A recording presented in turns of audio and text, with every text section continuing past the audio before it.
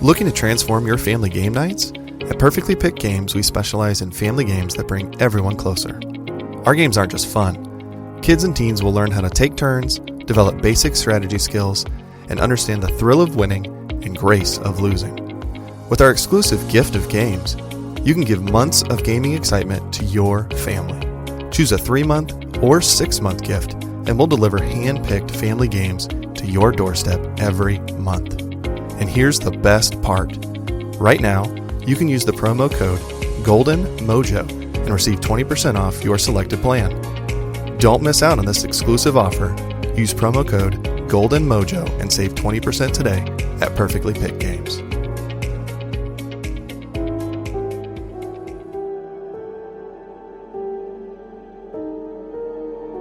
Hello, all you spooky chasers.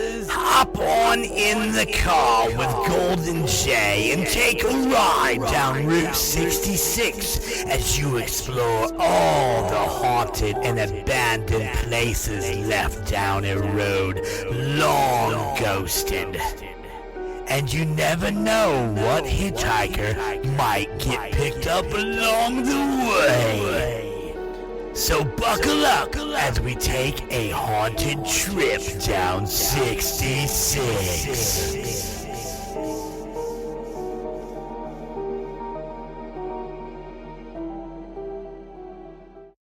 Hello, all of my paranormal freaks out there.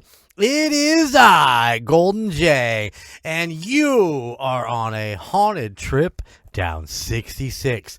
That's right. Just you and me heading down good old Route 66, checking in at all of these amazing, creepy, haunted places. Man, we've been all over the place and things are going good. But we are headed down to Wildwood, Missouri. We are going to go check out something that I have talked about before in I think it was at the Battle of Missouri. That we did with the straw man, I do believe. And, we just can't get out of Missouri, man. Missouri is amazing. It's the home of the Chiefs. And you know how much I love my Kansas City Chiefs. Even if they're not having a really great beginning to their season. But, you can check out all of that on the Indiana Chiefs Fans podcast. Until then, let's go down and check out Zombie Road. Let me ask you this, starting off. Have you ever run across an old, overgrown road out in the middle of the woods? They can be pretty eerie during the day, but after dark, places like this can turn downright creepy. Near the Merrimack River on the edge of Wildwood, Missouri, there is a small path tucked away amongst the hills and the oak trees. And it was originally built in the 1860s, over 100 years before Wildwood even existed. And of course, legend has it, it says that this 3.6 mile long zombie road runs straight over an ancient Indian burial ground. Hikers have reported feeling unsettled, as if they're constantly being watched, and have said that they are unexplainable noises along this road, as well as cold spots. Some even said a mysterious old woman yells at passersby only to vanish when they go to investigate. Anyone unfortunate enough to find themselves there at night is bound to be chased and probably murdered by a spectral American Indians, undead Confederate rebels, packs of child ghosts, and even the tortured souls of railroad and quarry workers killed in accidents. And it's not just the undead. There are also rumors of a shadowy figures, non-human entity, and even a giant serial killer zombie. All right, supposedly back in the 1950s, Zombie Road was a local hotspot for teens to make out. I mean, why not? You got to have some sort of place to hide and get your bomb chicka bomb on, right? Around the same time, a crazed man from a nearby mental hospital escaped and disappeared somewhere along the road, leaving his bloody clothes on the side of the road. He set up residence in a worn-down shack, sometimes sneaking out at night to go murder teenagers. He lived out the rest of his days, happily howling up the shack and engaging in his murder hobby, only to die an old man and then continue haunting the area as a giant serial zombie.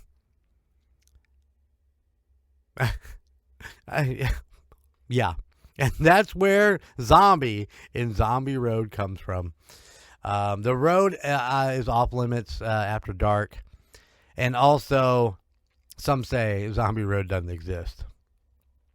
That's probably because there never was a place officially called Zombie Road.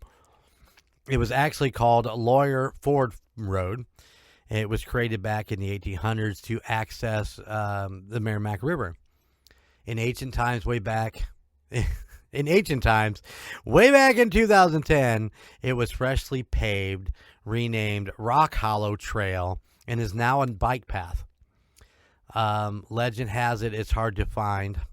But, luckily for us, just punch in Rock Hollow Trail on Google Maps, and it'll take you straight there. It's right off a place called Al Foster Memorial Trail, where you can head for pre-parking, public restrooms, picnic tables, pavilions, and maps of the hiking trails. So I'm just giving you a brief overview of Zombie Road because I did cover it in that battle in Missouri. I mean, we really did talk about it quite a bit. And there's some great videos out there on YouTube if you ever get a chance to go check it out. But I have, like I always do and always try to find for you guys, some personal experiences from Reddit. So let's go with the first one. This one is from We Get It, Ron. You're a guy. Names. Zombie Road is hands down one of the scariest places I've been in my life. A couple of friends and I went there years ago during the summer, and even though it's in the valley, that place is unusually cold. I have been to a lot of supposed haunted places, but nothing has given me the heebie-jeebies like Zombie Road. We filmed our entire journey, but when we got back to the car to go over the tape, nothing was there. Everything got erased somehow. The scariest thing happened when I fell behind the group a little bit and heard a little girl's voice come from the woods saying, "Mommy," as if she was asking me if I were her mommy. I caught back up to the group and told them we needed to get the fuck out, and I've never been back. Wow. Makes you wonder what's in those woods, doesn't it? I mean, the little kids yelling, "Mommy," you've got a little lady that scolds you for being out there. I mean, would you guys go check it out? I mean, maybe. Hold on, I got one more. Thing from Reddit. This is from Cake Shalumet. I went back in high school, probably around 2008. We walked down until we ran into what appeared to be a miniature railroad track. Once we got there, all of our flashlights started to flicker, so we decided to head back. Once we kind of got close to the entrance, we passed two older ladies walking down the path with gas lanterns. This was like 1 a.m. Can't recall if this actually happened or if it was my imagination after the fact, but they seemed to disappear very oddly quick. Like we turned around expecting to see them, and they just weren't there. All I remember about the location is the entrance was the parking lot of some school. I think it may be Ridge Meadows Elementary off the old state road, but I'm not certain. It looks familiar to me based on Google Maps. Listen, there's something about the outside at night when you're in a creepy location. And I'm not sure that Zombie Road is one of those places that I would really, really want to go to. At night. At 1 a.m. Pitch black. Flashlights going dead. This does not seem like, doesn't seem like the place that I want to be. Just saying. All right, guys, that's Zombie Road on Route 66. Let's head on down. We're going to go to our next ghost town. And this is a place called Times Beach. Once again, it's a ghost town, but there's not really anything paranormal going on there. But it has a very interesting backstory. Now, Times Beach was founded in 1925 on a floodplain of the Merrimack River, which doesn't seem real logical if you knew it was a floodplain when you were building this town. In its early years, the town was primarily a summer resort, but the Great Depression combined with gasoline rations of World War II reduced it to a feasibly of a summer homes. Basically, it wasn't going. People weren't going there. The town became a community of mostly low-income houses and a small population of about 1,200 people in 1970. In the years immediately before its evacuation, Times Beach had become a lower middle-class town. Historically, has always been a small grocery store and a gas station on Route 66, which served the residents. Of course, it was prone to flooding throughout history. Its first buildings were built on stilts, and the town experienced a devastating flood in December of 1982. But that really wasn't, you heard me say evacuation.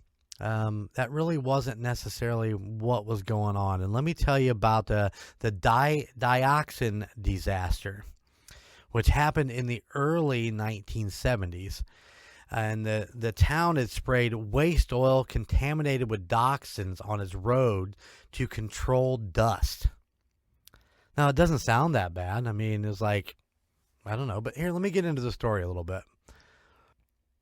The Northeastern Pharmaceutical and Chemical Company manufactured trichloroethanol. Sorry if I mispronounced that. And as a byproduct, generated dioxin, a highly toxic chemical. They hired IPC, another chemical company, to dispose it, and the IPC in turn sold it to Russell Martin Bliss as a waste oil company based in Rosita, which is on Route 66. Bliss was unaware of the product's toxicity, and he got rid of it by mixing it with used car oil and using it as a dust suppressant services his company provided. He sprayed the oil on sand and dirt surfaces like, roads and arenas and, stuff like that, just to keep the dust down. The town of Times Beach had about 16.3 miles of dusty roads, and Bliss was hired by the city to spray the roads during the summer of 1972 and 1973, where he charged 6 cents per gallon of oil. But of course, something went amiss. Animals started to die, and children got ill at one of the arenas. So the CDC, of course, the Center for Disease Control, investigated and found the cause of dioxin. It reported the case to the Environmental Protection Agency in 1975, but due to various reasons, action only began in 1982. The town voted to basically evacuate in April 1985 and was disincorporated by the state of Missouri shortly after. Its location on a floodplain meant the dioxin could spread elsewhere, so the state placed an incinerator on the former town site in 1995 to deal with the contaminated soil. 50% of the state's dioxin was located there. Over the next 2 years, at the cost of $200 million, it burnt over 265,000 tons of dioxin-tainted material from all over Missouri, and then closed in 1997. Wow, that's a lot. Now, it is a Route 66 state park. And it's trying to preserve the story of the town.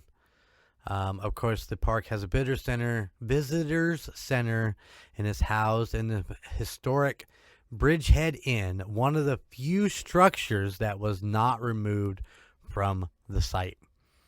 So, like I said, not paranormal, but a lot of death and a lot of issues with this little town, and it's too bad, really, because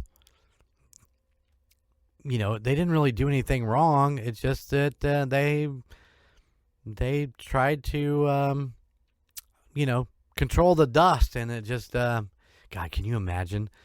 What did I say? 16.3 miles of 16.3 miles of dusty roads, and this highly toxic chemical being dumped on it for 2 years to try to keep the dust down. Wow, it's insane. So there you go. Little quick couple stops here on Route 66 as old Golden Jay takes you on this haunted trip to all the spooky places. All right. I'll be back in a couple weeks for another Saturday episode of Route 66. So make sure you guys have aired up the tires, check the gas tank, because we ain't getting it for 6 cents a gallon, that's for sure.